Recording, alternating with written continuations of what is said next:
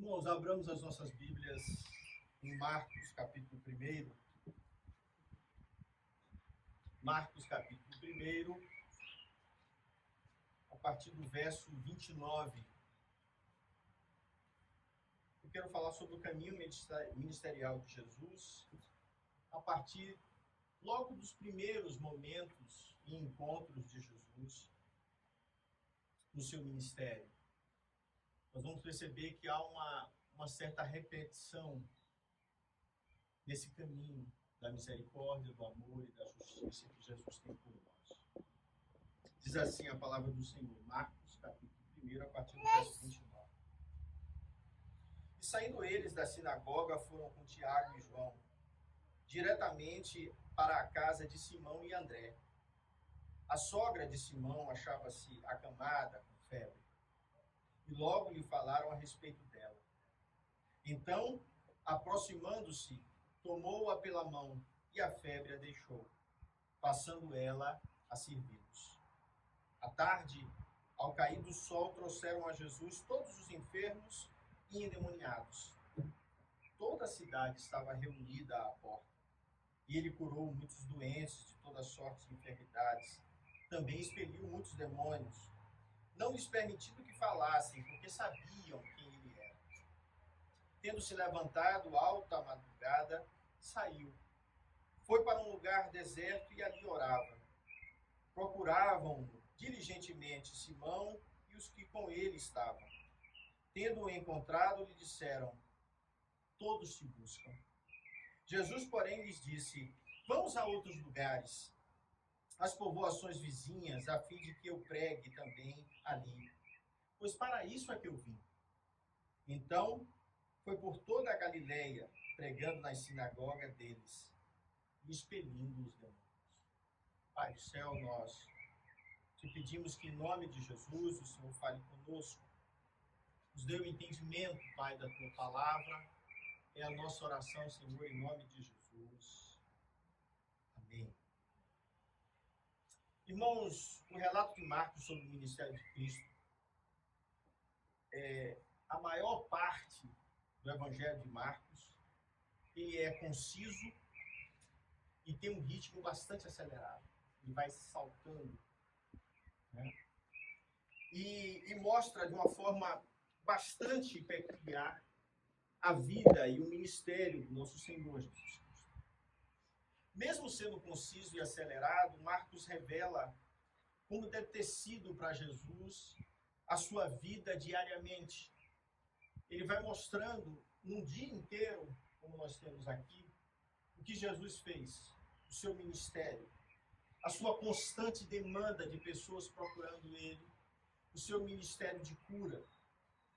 Por exemplo, depois de ele ensinar na sinagoga, depois de expulsar demônios de um homem, Jesus se retira para a casa de dois dos seus discípulos, Simão e André. E aqui no texto, nós vamos perceber o quanto era angustiante, o quanto era a corrida, e quanto tudo estava acontecendo na vida de Jesus. Mas, principalmente, nós vamos perceber como ele era solícito aos problemas, às necessidades das pessoas. A primeira verdade que nós percebemos aqui é que o texto fala que Jesus cura a mãe da esposa de Simão, Pedro. Né? Ele sai da sinagoga e entra na casa, diz o verso 29. Né? Depois de ter pregado, depois de ter feito a sua missão de pregar o evangelho, ele chega na casa de Pedro. O texto vai falar que Jesus ensinou com autoridade. Né? Depois de entrar em Cafarnaum, logo no sábado, foi ele ensinar na sinagoga. Verso 22 diz assim: maravilharam-se da sua doutrina, porque os ensinava como quem tem autoridade e não como os escribas. Jesus tinha conhecimento profundo, mas também tinha amor e misericórdia no seu ensino. Ele falava de uma forma que as pessoas ficavam maravilhadas. Então ele vai para a casa de Simão e André descansar. E o texto diz que ele foi diretamente para casa. Você percebe que há uma concisão, mas Marcos ele quer mostrar também que há movimento que ele sai de um lugar e imediatamente já vai para outro.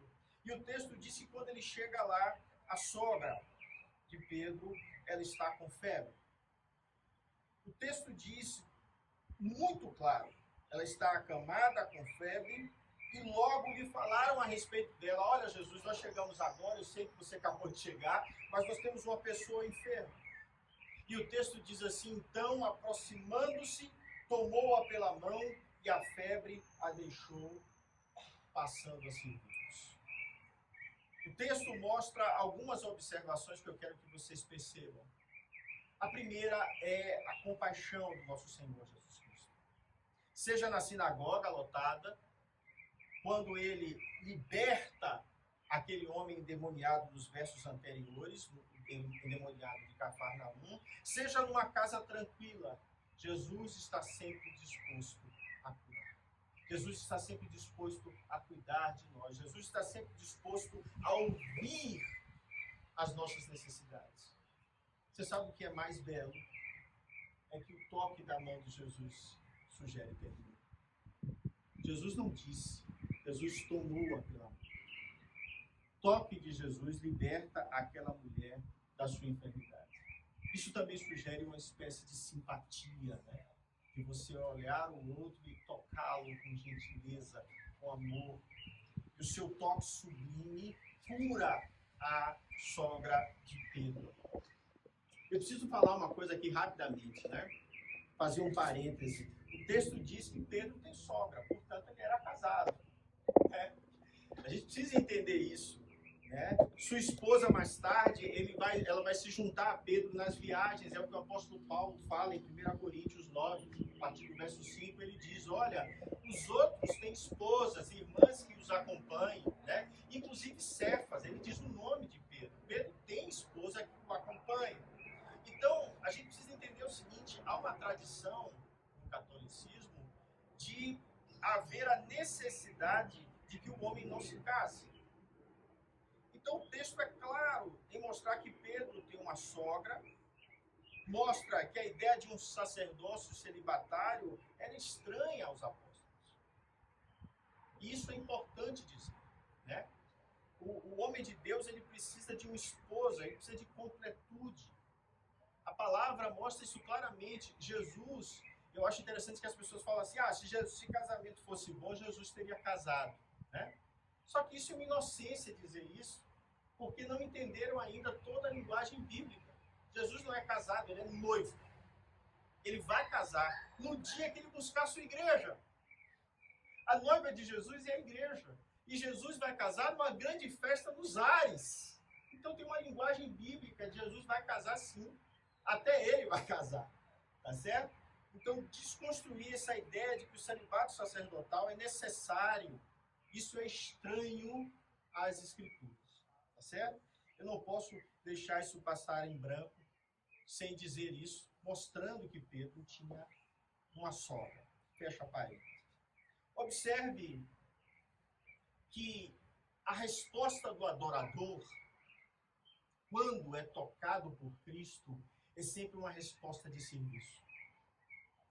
O texto diz que, restaurada, ela usou sua saúde para servir aos outros. Imediatamente ela começa a servi-los, a cuidar da casa, a cuidar dos irmãos, a cuidar das pessoas. É uma resposta também de amor, irmãos. Quando nós somos recuperados da enfermidade, devemos mostrar a nossa gratidão a Deus e ao próximo. Nós somos instrumentos do Senhor. Quando nos aproximamos de Cristo, Ele nos restaura sempre. Seja fisicamente, emocionalmente e principalmente espiritualmente, para que possamos servir, para vivermos para Ele, para nos dedicarmos a Ele em toda e qualquer circunstância. Então você percebe, em primeiro lugar, essa compaixão de Jesus no seu ministério. As pessoas que se aproximam dele, ele sempre está solícito a cuidar. E o texto diz que o dia vai se estendendo, vai chegando ao fim. E a obra de Jesus não terminou.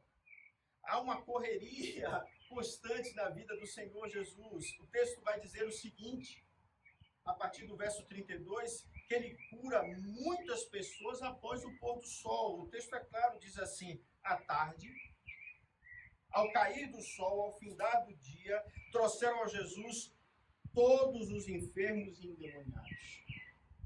Jesus, eu tenho a impressão que Jesus foi para a casa de Pedro descansar. Eu tenho a impressão que Jesus foi para a casa de Pedro, sabe, parar por um momento. Mas a vida e essa correria faz com que Jesus sempre esteja disposto a cuidar das pessoas. O texto fala, no verso 32, que as pessoas se reúnem. O texto fala que essas pessoas foram trazidas a Jesus com um propósito para que fossem curadas. E o texto fala, no verso 33, olha o texto: toda a cidade estava reunida à porta. Gente, a gente está falando que todas as pessoas que moravam naquele lugar correram para onde Jesus estava. A gente está falando de uma multidão do lado de fora. E o texto, olha que interessante, Marcos diz que ele curou muitos doentes no verso 34. Muitas pessoas enfermas naquele lugar. Mateus vai dizer, ou Marcos vai dizer que todos foram curados. Vai mostrar que Jesus estava absolutamente preocupado com aquelas pessoas. Mostra todo o seu amor por essas pessoas. E não curou só fisicamente, ele expulsou demônios, como diz o texto. E ele cuida espiritualmente de cada uma dessas pessoas. Note a hora, né? Ao cair do sol. Quando as pessoas normalmente vão descansar, Jesus recebe todos aqueles que vêm com seu amor, com sua graça, com sua justiça. Observe a resposta das pessoas, né? Se reunindo a ouvir falar que alguém realmente poderia curar. É por isso que todos correm para Jesus. Imagine, irmão, se nesse lugar aqui nós começássemos a orar pelos enfermos e as pessoas começassem a ser curadas, a quantidade de pessoas que não apareceriam quando isso começasse a ser propalado e falado em todo lugar. Imagine, Jesus chegou à cidade, irmãos, vamos correr para lá, vamos para esse lugar. A mesma coisa aconteceu com os apóstolos. Em Atos capítulo 5, a partir do verso 14, vai mostrar que várias multidões começaram a correr atrás do Senhor Jesus, e vai mostrar também que fizeram o mesmo com seus apóstolos. O texto de Atos diz assim: cada vez mais pessoas, multidões de homens e mulheres, criam no Senhor. Como resultado, o povo levava os doentes às ruas, em camas e macas, para que a sombra de Pedro cobrisse alguns deles enquanto ele passava. Muita gente vinha das cidades ao redor de Jerusalém, trazendo doentes e atormentados por espíritos imundos. E o texto diz: todos eram curados. Irmãos, observe a grandeza e o poder do Espírito Santo, que era manifestado na pessoa de Cristo e dos seus discípulos. Jesus curou todos os que vieram a ele. E em Mateus 8,16 fala que todos aqueles que se aproximaram ele curou. O texto fala que os apóstolos tiveram sucesso semelhante. O que eu quero que você pense é o seguinte: nós precisamos entender que a palavra de Deus diz que Jesus é o mesmo ontem, hoje e eternamente. Nós precisamos entender que o mesmo poder que operava sobre a sua igreja no passado, opera sobre nós hoje. Precisamos crer naquilo que Jesus pode fazer. Precisamos empenhar o nosso coração nas orações. Precisamos empenhar o nosso coração na certeza que Deus pode fazer milagres ainda maiores. Como diz a Escritura, aquele que crê no Senhor, milagres ainda maiores fará. Nosso coração precisa ter essa fé. Mas precisamos entender que Deus é sempre. Nosso coração também precisa se quedar-se na hora que orarmos e a misericórdia de Deus não agir. Precisamos entender que todas as manifestações, milagres do Senhor Jesus ocorreram para demonstrar que ele era o Messias. Precisamos entender que esse poder que estava sobre os apóstolos era para demonstrar que eles eram enviados, de fato, pelo Senhor Jesus Cristo para pregar o Evangelho. Precisamos nos quedar à vontade do Senhor. Porque a vontade do Senhor é sempre boa, perfeita e agradável. Esse caminho ministerial de Jesus tem mais uma verdade. O texto vai dizer no verso 35 que ele reservava tempo para orar. Observe, ele se preocupa com as pessoas, ele cura, as pessoas o procuram mais ainda, ele demonstra o seu poder, a sua graça e a sua misericórdia. Havia grande poder sobre a vida de Jesus e ainda assim ele se levanta de manhã cedo, muito antes do amanhecer, porque diz que era alta madrugada, noite escura, para buscar a face do Pai. O texto fala que ele procura um lugar deserto, um lugar solitário, um lugar de solidão para orar. Irmãos, Jesus era misericordioso, era amoroso, era solícito e era um homem de oração. Era alguém que buscava a face do Pai. Marcos menciona outras vezes que Jesus orou. Que Jesus se separa para buscar a face de Deus. Se o Filho de Deus, irmãos, precisa orar, quanto mais nós. Se o Filho de Deus que habitava a presença do Pai, e os dois são um, o homem Deus, Jesus, orava, nós precisamos orar. Se queremos grandes resultados, nós temos que buscar a face do Senhor. Se vocês perceberem, a vida de Jesus era uma vida de grandes resultados, porque ele era o Messias, o Filho de Deus, mas era uma vida de bastante oração, da presença do Pai. Observe que Jesus preferia lugares de solidão para orar. Observe que Jesus precisava ficar sozinho. E ele ensina dessa forma. Esse lugar deserto pode ser o nosso quarto. Quando ele diz que nós, quando formos orar, entra no teu quarto e fecha a tua porta. Vai para o teu lugar solitário. Vai ficar sozinho com Deus. Vai resolver o seu coração, os seus problemas, a sua dor. Vai resolver a sua enfermidade diante do Pai. Vai resolver com Deus aquilo que precisa ser resolvido. Irmãos, faremos bem se procurarmos lugares tranquilos para ficar com Deus. Faremos bem se separarmos momentos para silenciar a nossa alma que clama, para nos colocarmos na presença do Senhor. Esse texto, irmãos, mostra que Jesus fazia isso. É um caminho do ministério que serve para os pastores, mas serve para todo crente, para todo aquele que serve a Deus. Está mostrando um caminho da presença do Pai, uma forma de viver e de agir, que começa, ele mostra um dia inteiro de Jesus. A gente vê, isso é tão interessante, que você vê nas mídias sociais as pessoas falando, olha, eu vou mostrar para vocês como é um dia meu. E aí mostra a hora que acorda, tudo que come, tudo que faz. Aquilo não vai mudar a sua vida. Mas a vida de Jesus vai. A forma que Jesus vivia, ele é o mestre e nós somos os discípulos. Essa forma de viver muda a nossa forma de vermos o mundo. Muda o nosso coração e o nosso entendimento.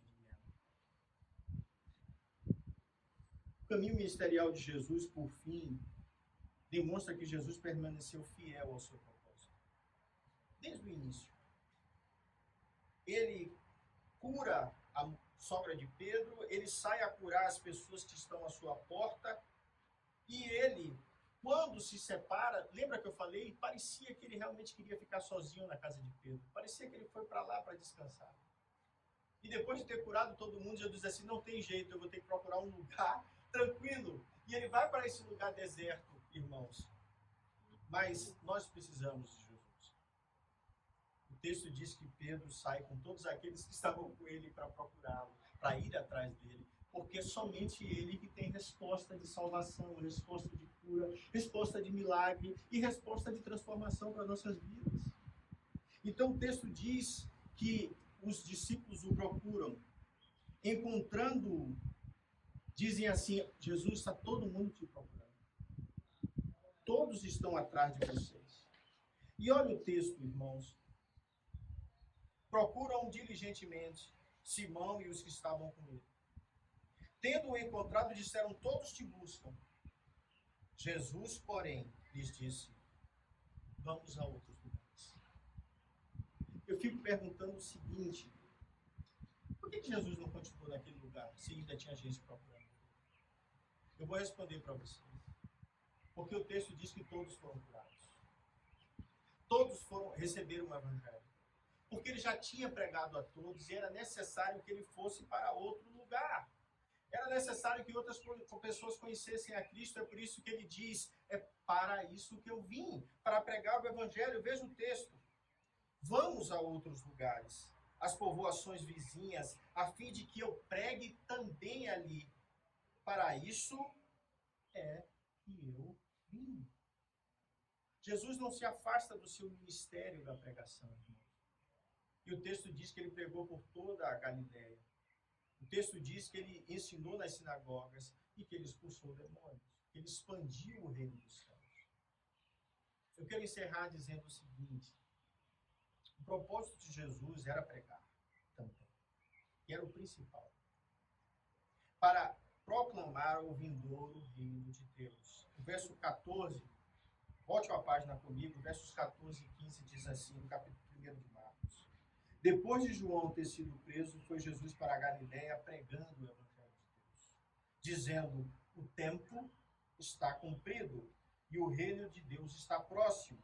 Arrependei-vos e crede no evangelho. Jesus começa a expandir o reino dos céus com a pregação da palavra. Ele também começa a curar. A cura confirma a sua autoridade. A cura confirma a autoridade da sua pregação. A cura confirma que ele é o Messias, o Filho de Deus. Mas, em primeiro lugar, o que é importante, irmãos, é justamente a salvação dele. Mesmo porque esses enfermos, eles são curados, mas eles vão morrer novamente, assim como Lázaro morreu. O que importa ser vencido é a morte eterna. Essa morte física, ela apenas revela a vida transitória do homem, né? Quase que não sabe, né? Que a vida passa realmente rápido. E que nós precisamos nos concentrar em ter a certeza que vamos estar com Deus por toda a eternidade. Eu quero encerrar dizendo o seguinte: Jesus ensinou, irmãos, a importância do seu ensino. Jesus ensinou o quanto é importante ir para a próxima cidade e pregar o evangelho. Jesus mostrou o quanto é importante, irmãos, levar a palavra de Deus aos perdidos e aos que sofrem. Jesus mostrou, irmãos, que nós precisamos nos mover em direção àquele que está perdido. Eu encerro como conclusão dizendo o seguinte: Jesus esteve na casa de Pedro pouco tempo, mas ele demonstrou compaixão, ele demonstrou serviço. Na sua caminhada ele demonstrou oração, e ele demonstrou o seu propósito para fazer a sua palavra conhecida em todos os lugares. E nós, irmãos, como discípulos de Cristo, como pessoas que servem ao Senhor, como imitadores do Senhor, como Paulo nos ensinou, o que devemos fazer, irmãos? Devemos fazer a mesma coisa. Devemos cumprir essa grande comissão de levar a palavra do Senhor àqueles que se perdem. Nós temos uma mentalidade ocidental, né?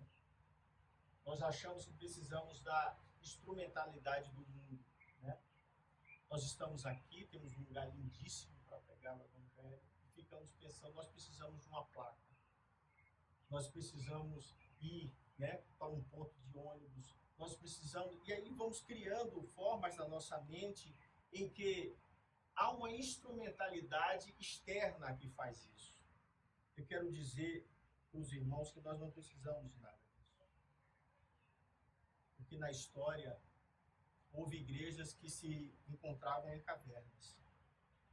A igreja ainda hoje no Egito, na Turquia, que são cristãos que vivem escondidos.